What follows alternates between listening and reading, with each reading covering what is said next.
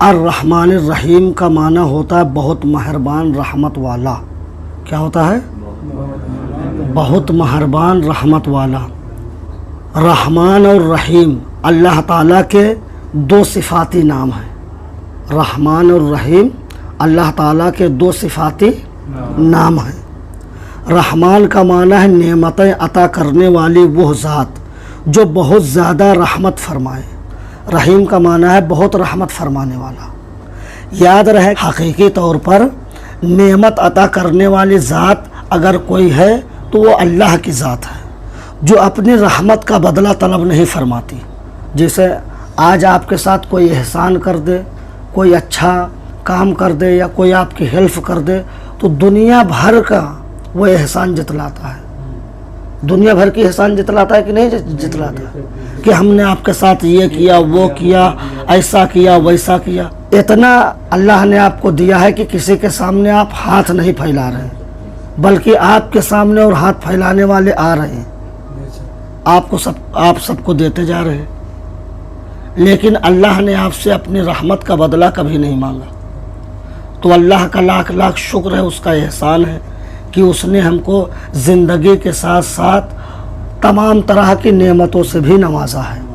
ہر چھوٹی بڑی ظاہری باطنی جسمانی روحانی دنیاوی اور اخروی نعمت اللہ تعالیٰ ہی عطا فرماتا ہے، اور دنیا میں جس شخص تک جو نعمت پہنچتی ہے وہ اللہ تعالیٰ کی رحمت ہی سے ہے، کیونکہ کسی کے دل میں رحم کا جذبہ پیدا کرنا، رحم کرنے پر قدرت دینا، نعمت کو وجود میں لانا، دوسرے کا اس نعمت سے فائدہ اٹھانا اور فائدہ اٹھانے کے لیے اعضاء کی سلامتی عطا کرنا، یہ سب اللہ تعالیٰ کی طرف سے ہی ہے، کسی بندے کی طرف سے نہیں ہے۔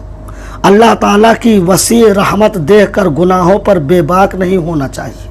ابو عبداللہ محمد بن احمد قرطبی رحمۃ اللہ علیہ فرماتے ہیں اللہ تعالیٰ نے رب العالمین کے بعد اپنے دو اوصاف رحمان اور رحیم بیان فرمائے، یعنی الحمدللہ رب العالمین کے بعد اللہ نے اپنے دو اوصاف بیان فرمائے۔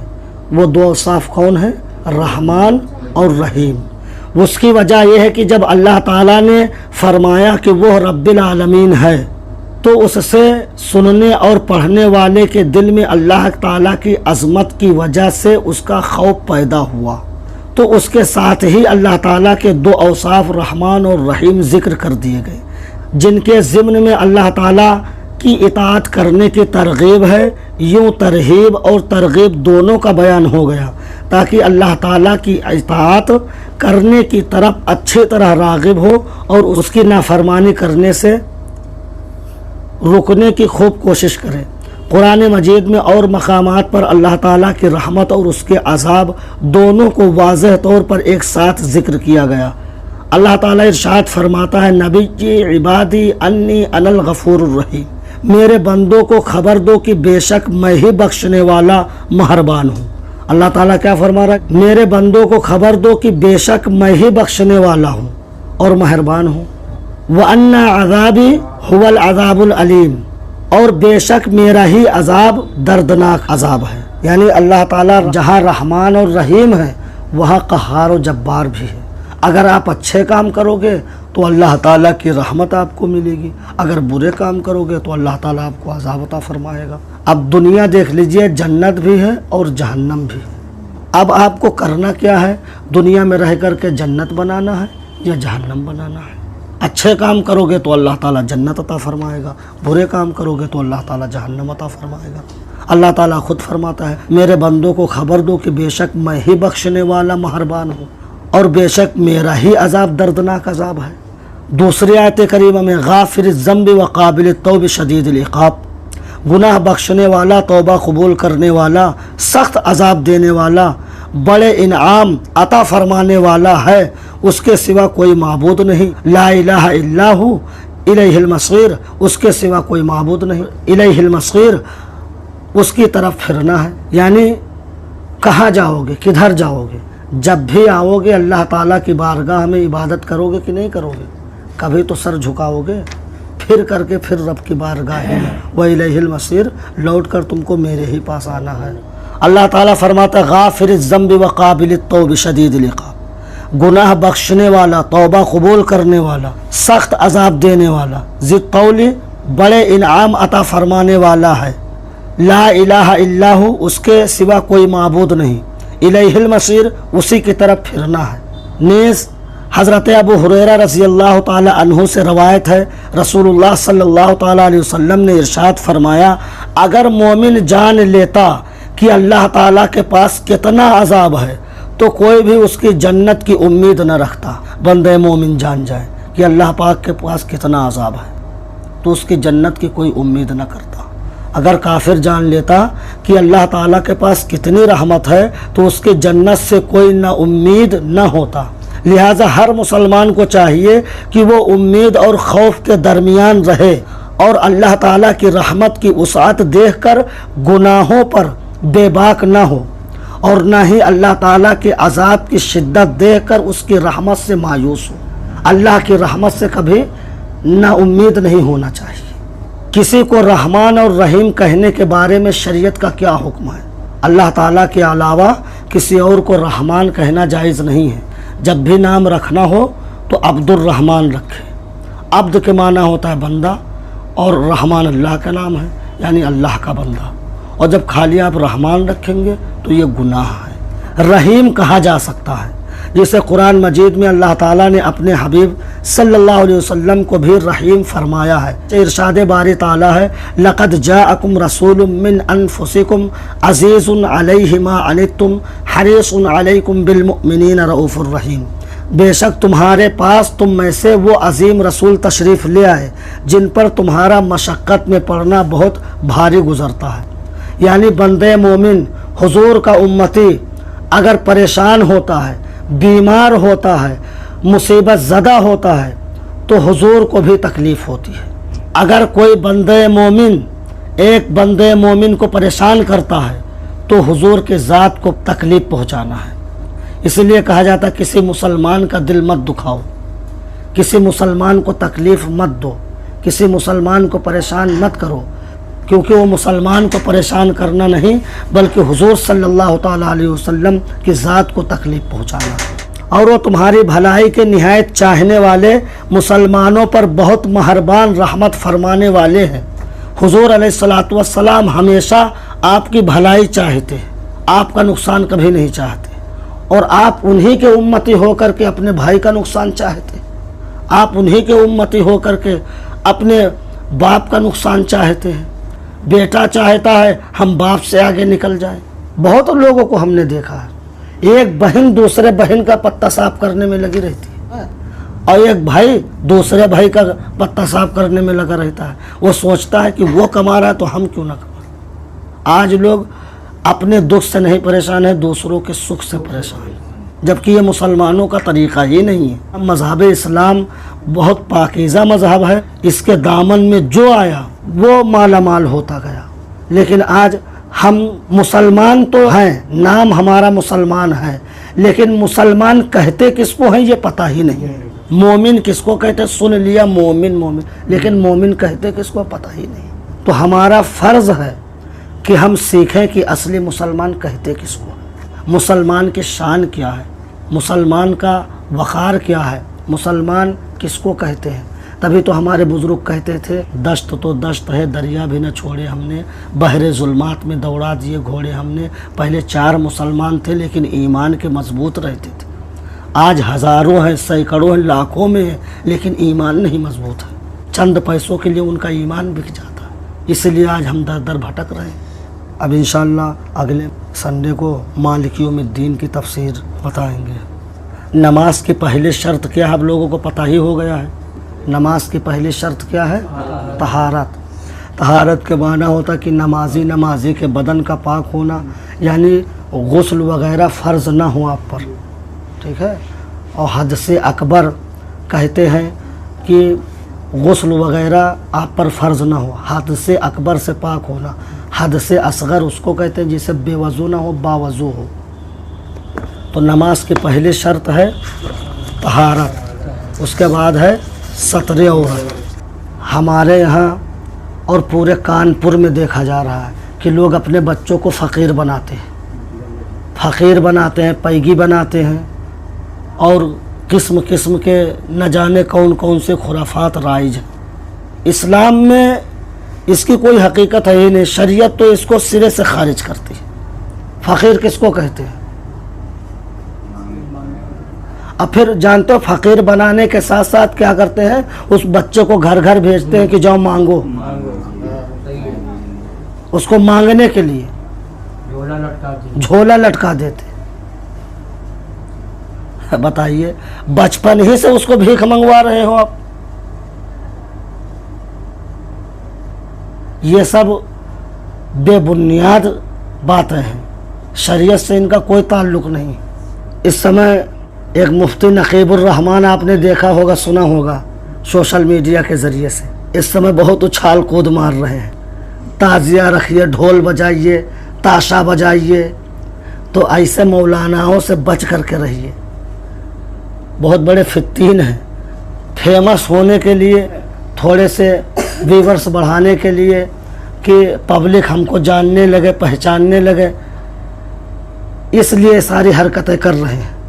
جو ڈھول بجا رہے ہیں، جو تعزیہ رکھ رہے ہیں، جو ماتم کر رہے ہیں، وہ خود جانتے ہیں کہ یہ ہم غلط کر رہے ہیں۔ تعزیہ کے خلاف نہ آج ہم ہیں نہ ہمارے علماء رہے ہیں، لیکن تعزیہ آج جو اس وقت جو رائج ہے تعزیہ، یہ آپ کو لگ رہا ہے کہ امام حسین کا روضہ ہے؟ امام حسین کا روضہ آپ بنا کر کے رکھ لیجئے، دیکھیے، زیارت کیجئے۔ امام حسین کا جو اصل روضہ ہے اس کو بنا لیجئے، دیکھیے میرے بھائی، زیارت کیجئے۔ جسے خواجہ غریب نواز کا آپ گنبد بنا لیتے ہیں، سرکار اعلیٰ حضرت کا بنا لیتے ہیں، اور وارث پاک کا بنا لیتے ہیں، حضور علیہ الصلوۃ والسلام کے مقدس روضے کا گنبد لوگ بنا کر کے اور اس کی زیارت کرتے ہیں۔ اسی طرح امام حسین کا گنبد بنا کر کے اس کی زیارت کیجیے۔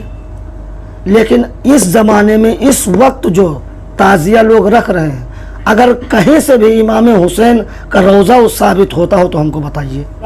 کہیں ایک دیکھنے میں آ جاتا ہے کہ ہاں یہ حقیقت میں امام حسین کا روضہ ہے۔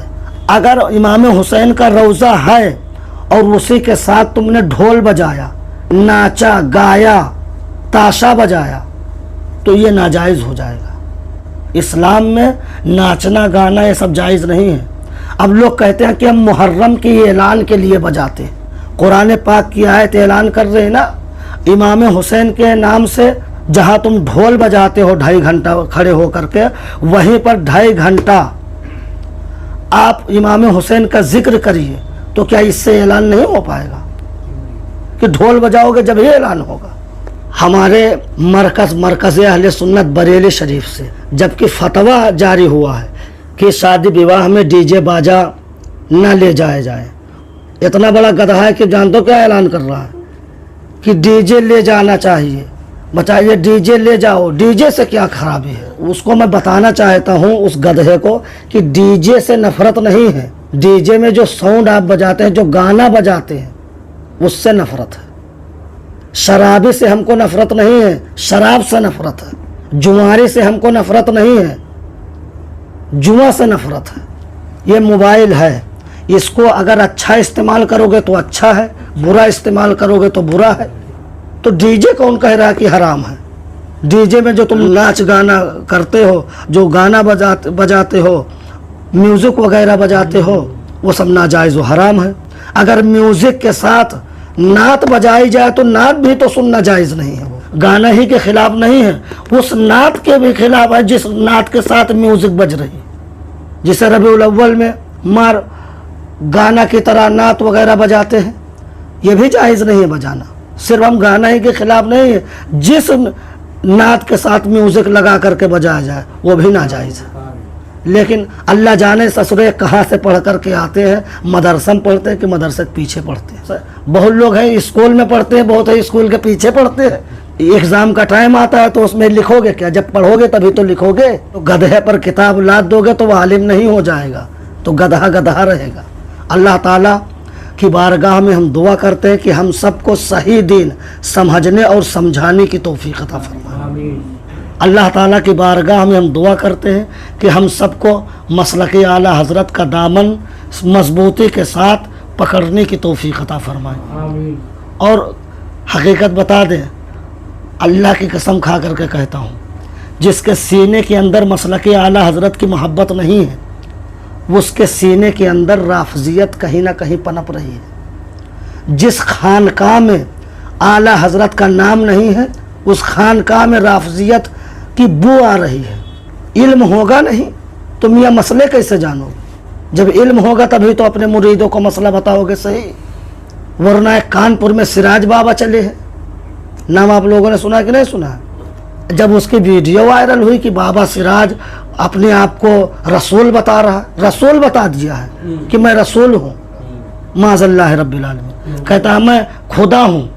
और जो उसके सामने जो जनता जिसे आप लोग बैठे हैं, कहते हैं जिसे मैं रसूल हूँ और आप लोग सहाबी हैं, माज़ल्लाह रब्बिल आलमीन। यही मुँह पुदीना की चटनी। और बहुत भीड़ जाती है, फूंक झाड़ वाले बहुत जाते हैं। वो कौन लोग जाते हैं? जो दीन से जुड़े ही नहीं, उनको कभी मस्जिद में नहीं पाओगे। वो कहता है कि आप लोग दीन इस्लाम में न रहो, दीन मुहम्मदी में रहो। जिस शख्स को ये ना पता हो कि दीन मुहम्मदी और दीन इस्लाम में फ़र्क क्या है, और दीन मुहम्मदी किसको कहते हैं, दीन इस्लाम किसको कहते हैं, तो वो शख्स पीरी मुरीदी कर रहा है। तो जाहिल पीर के लिए मुरीद का जाहिल होना शर्त है, ठीक है। इसीलिए हम कहते हैं कि चंद मिनट बैठ करके जब दीन इस्लाम की चंद बातें सुनोगे तो कभी आपके ईमान को कोई चुरा नहीं पाएगा, कभी आपके ईमान पर कोई डाका नहीं डाल पाएगा। आजकल जानते हो, कहते हैं हम रसूलुल्लाह को मानते हैं, हम आला हज़रत वाले हैं, हम सुन्नी हैं, लेकिन जब असल उनकी जड़ देखोगे ना तो वो सब अंदर से पिलपिले हैं। तो जब इंसान से मोहब्बत हो जाती है तो अगर वो कोई गलत काम भी करता है ना तो अच्छा लगता है, और जिससे मोहब्बत नहीं होती है वो अगर अच्छा भी करता है तब भी इंसान को बुरा लगता है। यही वजह है आज कम पढ़े लिखे लोगों को बहकाया जा रहा है। हमारे कौम के पास दीन पढ़ने के लिए टाइम ही नहीं है। आज जो थोड़ा बहुत दीन आप सब तक पहुंच रहा है वो वल्मा की ज़बान से पहुंच रहा है। अगर आप लोग पढ़ लेना तो कंफ्यूज ना हो। जब आप लोग पढ़ेंगे सीखेंगे तो खुद आपको यकीन होगा कि ना हमने पढ़ा है किताब में यही सही है, ये गलत हो ही नहीं सकता है। आज हमसे सुना तो हाँ ये सही है, उनसे सुना उनकी बात समझ में आ गई, बस सही है। पता नहीं वो सुन्नी बोल रहा है कि कौन सा आदमी है। तो इन सब चीज़ों से बच करके रहिए। अपने बच्चों को कभी पैगी और फ़कीर बनाने की कोशिश न कीजिए। जब भी आप बीमार हैं मन्नत मान लीजिए कि ऐ अल्लाह हमारा लड़का अच्छा हो जाएगा तो हम 2 रोज़े रखेंगे। मिन्नत मानिए अल्लाह हमारी माँ बीमार है, अगर अच्छी हो जाएगी तो हम फ़कीरों को खाना खिलाएंगे, गरीबों की मदद करेंगे, किसी फ़कीर को 1 जोड़ा या 2 जोड़ा कपड़ा पहनाएंगे। आपका कारोबार नहीं लग रहा है, दुआ करिए कि अल्लाह अगर हमारा कारोबार सही ढंग से लग जाए, हमारे रिस्क का अगर अच्छा इंतज़ाम हो जाएगा, मौला मैं 4 रकात नमाज नफिल अदा करूँगा। और 2 रकात नमाज नफिल पढ़ करके अल्लाह से दुआ मांगिए, रो रो करके अल्लाह ताला कबूल फरमा लेगा। बेनमाजी की जिस घर में नज़र पड़ जाती है अल्लाह ताला 40 दिन के लिए उस घर से बरकत उठा लेता है। जिस घर में बेनमाजी ही रहते हो उस घर में बरकत कहाँ से आएगी, उस घर में बरकत कहाँ से आएगी। आज हम कहते हैं ताबीज़ बनवा ले हमारा कारोबार चलने लगेगा। एक मौलाना से नहीं, पीर साहब से, सैयद साहब, अरे दुनिया भर की ताबीज़ पहन लो, कोई फ़ायदा नहीं होने वाला है। जिस घर में बेनमाजी रहते हो उस घर में बेबरकती रहेगी, क्योंकि नबी ने फरमाया है। मौला करीम हुजूर अलैहिस्सलातु वस्सलाम के उसवे हसना पर हम सब को अमल की तौफीक अता फरमा। मौला करीम तफसीर कुरान की महफिल में चंद अफराद हाज़िर हुए हैं। मौला करीम इन सब को अमल की तौफीक अता फरमा। मौला करीम सोशल मीडिया के ज़रिए से जो दूर दराज से इस वीडियो को देख रहे हैं, तफसीर कुरान की महफिल को समाअत कर रहे हैं, मौला करीम सब को अमल की तौफीक अता फरमा और सब के देखने सुनने को मौला अपनी बारगाह में कबूल फरमा। मौला करीम सब के रिस्क में ढेर सारी बरकतें अता फरमा। मौला करीम अपने रहमत से हम सब को एक और नेक बना, आपस में इत्तिहाद व इत्तिफाक अता फरमा। मौला करीम ہم سب کو صحیح دین سمجھنے اور سمجھانے کی توفیق عطا فرما۔ مولا کریم اپنے رحمت سے ہمارے اس تفسیر قرآن کی محفل کو دن دونی رات چوگنی ترقی عطا فرما۔ مولا کریم اس کو اور برکتیں عطا فرما، اور مولا کریم اس میں شامل ہونے والوں کو مزید برکتیں رحمت وسعت عطا فرما، اس میں شریک ہونے والوں کو تمام تر آفات و بلیات سے محفوظ فرما۔ وصلی اللہ علی النبی الکریم وعلی آلہ وصحبہ اجمعین برحمتک یا ارحم الراحمین۔